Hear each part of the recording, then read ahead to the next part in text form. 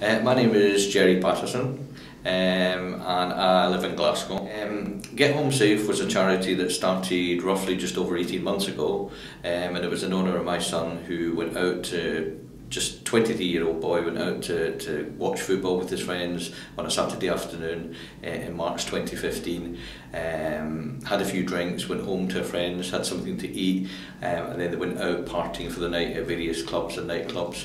And unfortunately my son separated from his friends and walked home and was killed instantly by a taxi 5 minutes from where he lives. I think people of that age, somewhere, youths and young adolescents between 18 and 25, quite clearly, like my son, think they're invincible when they go out for a night out.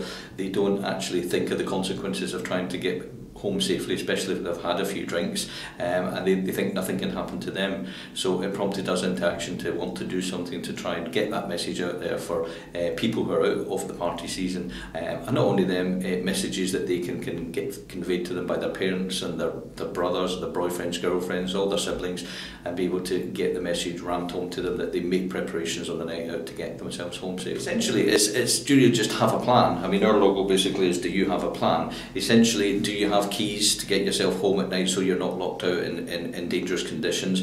Do you have money so that you can actually afford to have a taxi home?